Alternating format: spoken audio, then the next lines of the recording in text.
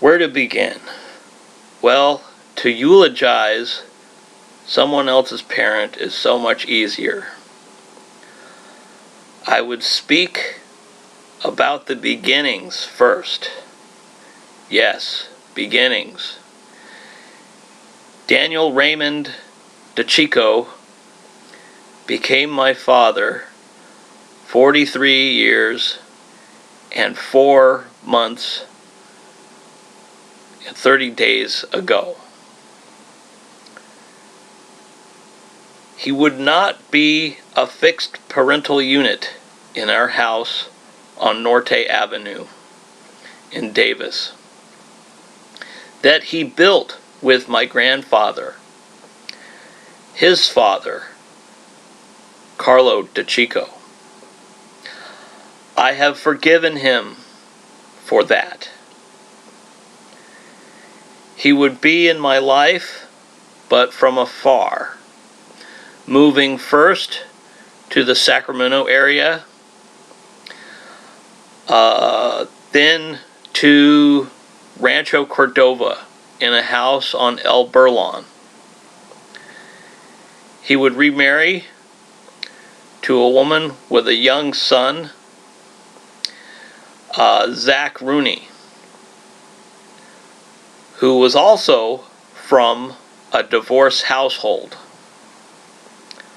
I, the toddler child, would feel that I would need to become someone else, acting here in this new environment.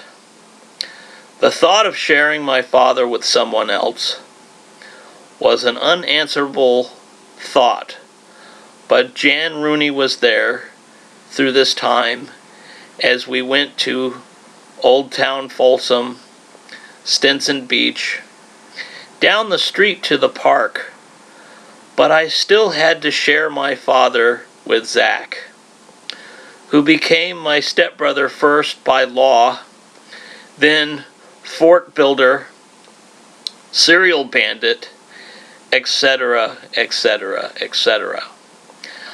I deepened my connection to Zach, my older stepbrother, now my friend and one of my closest confidants. I remember we, as a foursome, were always on the go. Air shows, walking the dogs, Becky, Sarah, Higgins, and Holly on the Sacramento levee and on the river. I remember being atop my dad's shoulders, steering with his beard, and seeing a toy store. Oh, a toy store! Yes! That way! Yes! When I became a child and a tween, it became more and more infrequent of seeing Zach. My dad was in the process of separating from this life on El Burlon that he made. I forgive my dad's third wife, Jan Rooney, here. My dad knew the choices he made. A few cities or miles would distance me from him, but my mom made sure that he was in my life. Thank you, Mom. My dad moved to Citrus Heights as I was on the cusp of turning into a bona fide weirdo teenager. Living with him for the summer of '93 was magical. We went to Disneyland in his 2-seater pickup truck. I was 13. A wonderful road trip, staying with old friends Tony and Tim in the Los Angeles area.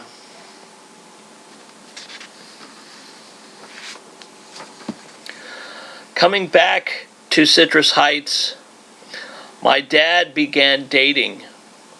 He was lonely. I returned to Davis to begin the next school year ranting and raving about my summer.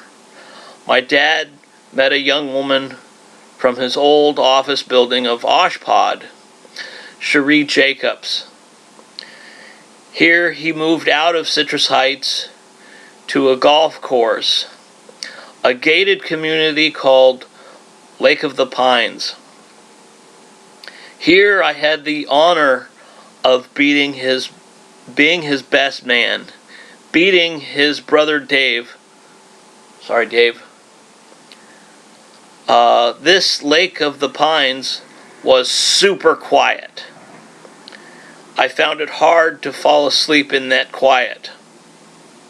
After the noise and hustle and bustle of Citrus Heights. Further into my uncomfortable teenage years is where I was in constant change. My dad weathered my hair colors: red, blue, blonde. He drew the line with green. Visits at Lake of the Pines took another turn when Cherie's daughter, my stepsister Julie, came to live with him. With Julie came her daughter Callista. With Callista, my dad had a third chance of being a father figure to someone who needed one. I would have to share my father here once again. In my later years, I have forgiven stepsister Julie and stepniece Callista. Since then, in my selfishness, I distanced myself from this time, much like Zach had done. I forgive myself for this action. I love my stepsister, Julie, and am still Uncle Is to Callista. My dad and my stepmom dreamed about opening a hotel, somewhere where all the kids could come, but not just the kids, friends and the rest of the family, to stay in such a place at any day of the week for an uncounted amount of time. Then my dad and my stepmom would move again out of Lake of the Pines, not to this hotel that they dreamed about, but to a ranch cabin on some magical property closer to Auburn, California. Here, they blossomed into their own creative flow, without the constraints of rules of the gated community. Stepsister Julie and stepniece Callista would move into the town proper of Auburn. I would commence my pilgrimage to this new place via the Amtrak train system. Here, on Loping Wolf Ranch, my dad and my stepmom would host gatherings with new friends, forming a tribe of sorts: fluters, drummers, and electroacoustics, all heralded with the love of Mary Youngblood. Without Mary in my dad and my stepmom's lives, everyone here would be trading Beanie Babies. So you're welcome. Thank you, Mary. My apologies to the Beanie Baby trading community.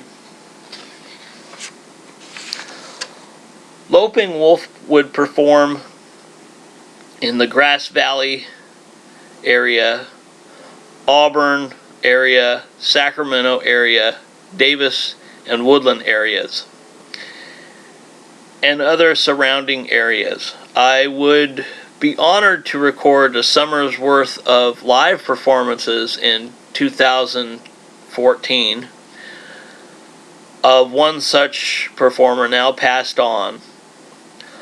Mike Eli would become my dad's best friend. Here I would have to share my dad with somebody else who did not challenge my need of a father figure. By this time, I have grown past that way of selfishness. Mike was also my friend, but not just my friend, everyone's friend. This isn't about Mike. Getting over my selfishness, I would still and am in deep studies of the Sufi philosophy of I forgive you, I forgive myself. I love you, I love myself.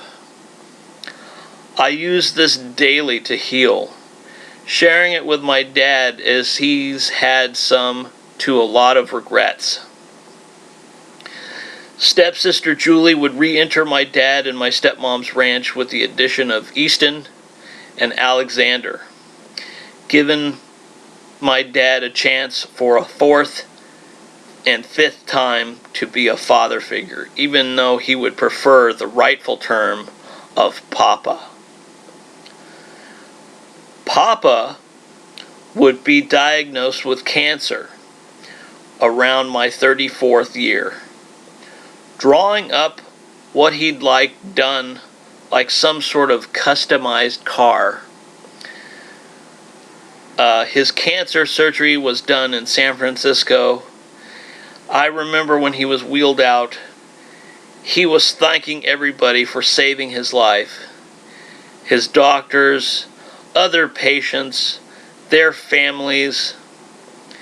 He was so positive and uplifting, at least sweet. It hurt my teeth.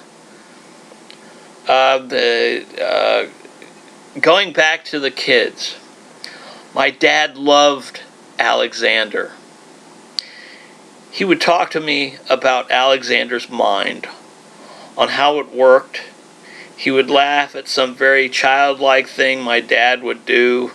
My dad would taxi Easton to and from school, here and there trying to prompt them of their day-to-day activity. Easton is a teenager in the throes of their teenage years.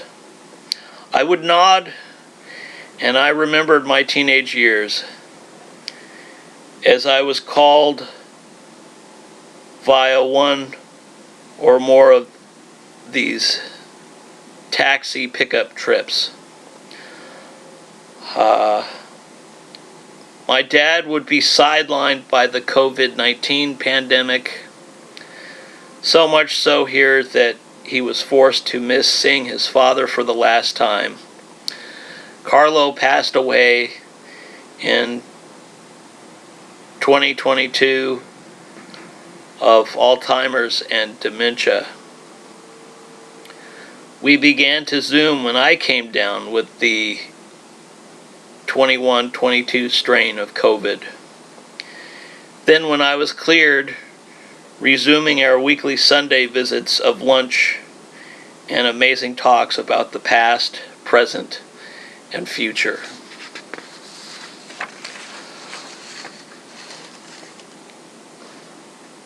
I forgive you, Father. My Father forgives me. I love you, Father. My Father loves me. Daniel Raymond DiCicco, October 18th, 1948 to December 31st, 2023. I'm Christopher Spears DiCicco. Thank you.